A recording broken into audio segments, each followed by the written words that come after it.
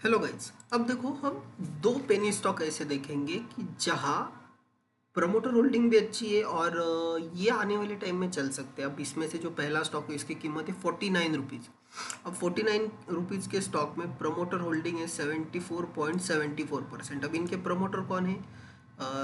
Jain family मुझे दिख रही है, इनके सब प्रमोटर है।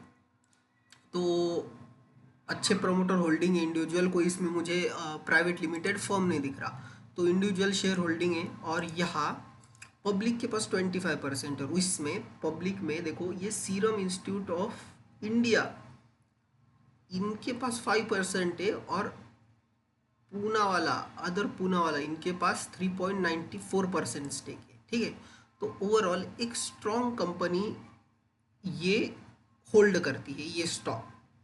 अब यहाँ देखो इसके फंडामेंटली अगर मैं देखूँ तो नेट कैश फ्लोज इनके नेगेटिव है, और टोटल एसेट 289 करोड़ के है, रिजर्व्स 237 करोड़ के, बोरोइंग 1 करोड़ की। तो डेफ फ्री कंपनी बोलूँगा मैं इसे, डेफ फ्री कंपनी। इस पर कोई भी कर्जा नहीं है। ऑपरेटिंग प्रॉफिट में अभी नेगेटिव चल रही है, बट जो इनके नाम है वो इंटरेस्टिंग है। अदर पूना वाला इनके पास ही इसका स्टेक है। और ये अदर पूना वाला कौन है कि जिसने कोविड की जो ये वैक्सीन बनाई थी वो।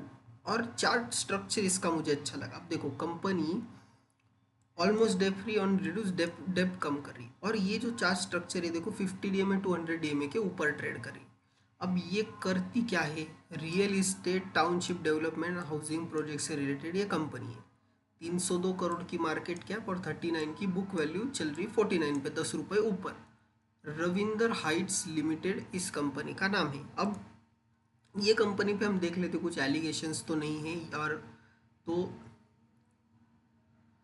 ये करती क्या है? Infrastructure, housing, commercial premises, hotel, resort, hospital, education institute, तो ये सब इंफ्रा से रिलेटेड काम करती है। अब देखो subsidiary owns 108 acres of land at village Harsaru Gurgaon, also one of the Nirman organic farms Rajasthan में, और गुड़गांव में इनके लैंड ओन करती है।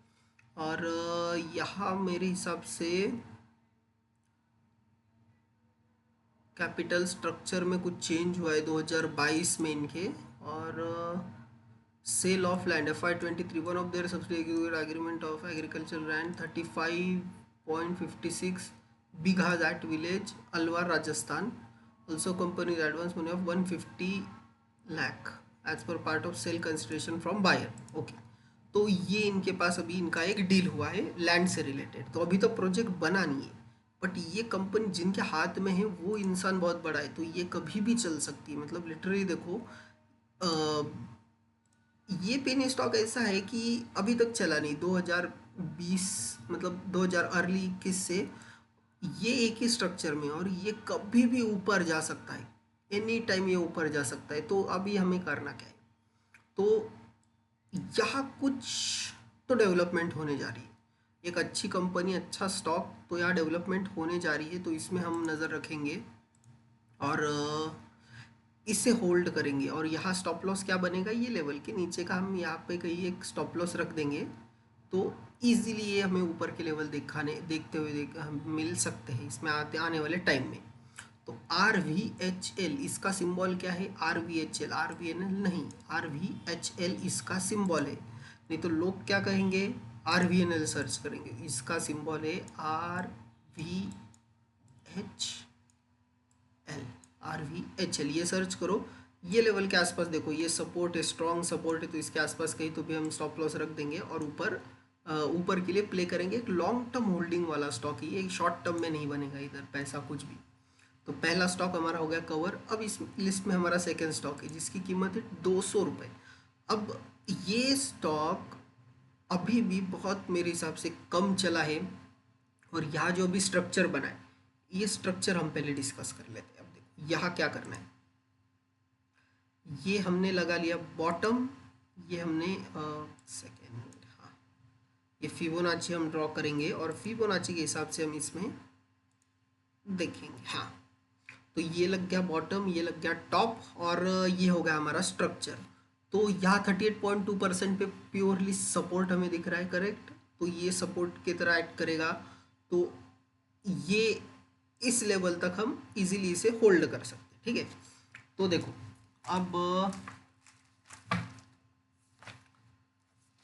हाँ, ये हो गया इसका स्ट्रक्चर 38.2%, इसके लिए स्ट्रॉन्ग सपोर्ट, इसमें से रिजेक्ट कर रहा, तो ऊपर इसके लिए अभी भी ऊपर जाने के चांसेस बहुत ज़्यादा है, तो ये कंपनी हम रडार पे रखेंगे। अब इसके फंडामेंटल देखें, कंपनी का नाम है इलेक्ट्रो स्टील कास्टिंग, 11,950 करोड़ की कंपनी, सिर्फ 13 के पी पे अवेलेबल, बुक वैल्यू 86 की प्राइस चल रही है, 200 रुपये, और ROC 16 का है, ROE 15 का है, जो कि अच्छा कहूँगा मैं। और ये कंपनी करती क्या है, तो ductile iron pipes, ductile iron fittings, cast iron pipes and produces the supplies pig iron. तो ओवरऑल ये स्टील कास्टिंग और इससे रिलेटेड इसका पूरा का पूरा बिजनेस है। प्रॉफिट ग्रोथ अच्छा है, 32 के CAGR से ग्रो करे लास्ट 5 ईयर से, ये अच्छा है। और अगर मैं इनके रिजल्ट्स देखूँ तो रिजल्ट भी ठीक है, 300 करोड़ के आसपास ये कमा रही है, 400, 311, 354, तो एक स्टेबल मैं कहूँगा एक ग्रोथ इसमें मुझे दिख रहा है आने वाले टाइम में। Sales 6,274, operating profit 1,200 crore, operating profit margin 16% March 24 में, तो ओवरऑल ये strong margin, operating profit margin 16% कभी नहीं थे, जो कि मार्च 24 में आए हैं। और रिजर्व्स देखिए, कंपनी के रिजर्व से 5,000 करोड़ के, तो बोरोइंग है 2,300 करोड़ की, तो डेप फ्री नहीं, बट डेप कम किया है। देखो 29 था, 26 किया, अब 23 किया, तो डेप कम करते जा रही धीरे धीरे, वो कम भी हो सकता है, आने वाले टाइम में हो सकता है। नेट कैश कंपनी के पास 49 करोड़ का नेट कैश है। शेयर होल्डिंग पैटर्न देखो, जबरदस्त pattern, 46% promoter, 21% FII, 0.44% DIS, government 0.23, public 31.95%, तो अच्छा स्ट्रक्चर इसमें। और आने वाले टाइम में भी ये चल सकता है। इलेक्ट्रो स्टील कास्टिंग देखो, FIIs कितना खरीद रहे, 14, 21%, और इसमें FIIs भी कौन है, तो किसने खरीदा इसमें, तो ये लेटेस्ट तो बाइंग नहीं दी है जून की, ये अपडेट होगी तो मैं आपको अपडेट कर दूंगा। जब ये जिसने बाय किया इसका नाम जब आएगा तो मैं आपको वैसे अपडेट कर दूंगा। बाकी ओवरऑल स्ट्रक्चर इसका अच्छा है। ट्रेड में देखूँ तो बल्कन ब्लॉक डील ओके, जनवरी में वारंट्स किए हैं, ठीक है, ओवरऑल अच्छा स्टॉक है, और इसे भी हम एक लंबी अवधि के लिए होल्ड कर सकते इजीली, क्योंकि FIs बाइंग है यहाँ पे, प्रमोटर अपनी होल्डिंग, प्रमोटर ने भी देखो 44% से 46 किया है, तो प्रमोटर ने भी 2% खरीदा है। हालांकि पहले कम किया था, ये जो 55 था उसके बाद 44 कर लिया था, इसमें खरीदा किसने था, तब भी FI ने खरीदा था, बट अभी इधर प्रमोटर बाय कर रही है। तो मेरे हिसाब से आने वाले टाइम में इसमें पोटेंशियल बहुत है इलेक्ट्रो स्टील कास्टिंग में, तो ये एक स्टॉक लंबे टाइम के लिए बिल्कुल होल्ड किया जा सकता है ये लेवल पे। ठीक है, अब हम आ जाते हैं निफ्टी के ऊपर। अब हमें देखना है कि निफ्टी के क्या लेवल निकल के आ रहे हैं, क्योंकि मंडे के दिन बैंक एक्स की एक्सपायरी होगी, तो हम बैंक निफ्टी एक बार डिस्कस कर रहे थे। बैंक निफ्टी में देखो, बैंक निफ्टी में ये जो चार्ट है, ये चार्ट अभी बहुत स्ट्रॉन्ग सपोर्ट लिया इसने, ये बॉटम बन चुका है, इसके लिए एक रॉक बॉटम बन चुका है ये लेवल, तो ये लेवल के नीचे जब भी बैंक निफ्टी जाएगा तो एक बहुत तगड़ी शार्प सेलिंग हमें यहाँ से देखने मिलेगी। तो ये हो गया बॉटम। अब ऊपर कहाँ तक जा सकता है, तो ऊपर इसके लिए लेवल होगा ये 200 डे में 51,300, ये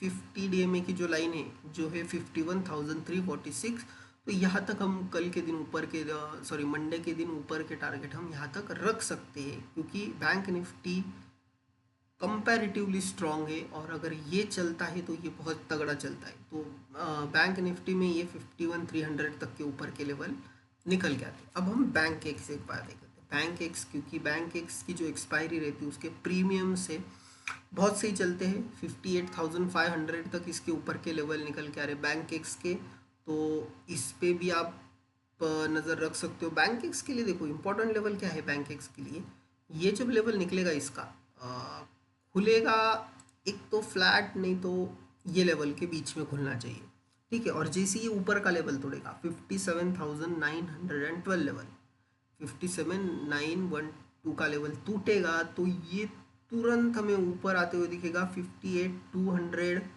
को एक बार ये टेस्ट करेगा। 58,200 के लेवल को भी ये टेस्ट करते हुए हमें दिख सकता है, तो ये एक लेवल इंपॉर्टेंट होगा बैंक एक्स में 58,266। हाँ, तो ये लेवल भी इंपॉर्टेंट है, तो यहाँ तक ऊपर हम इसमें टारगेट दे सकते हैं। ये लेवल टूटा तो 58,500 तक भी बैंक एक्स हमें जाते हुए देखने मिल सकता है। तो ये आपको मंडे के दिन ट्रेडिंग के वक्त याद रखना है।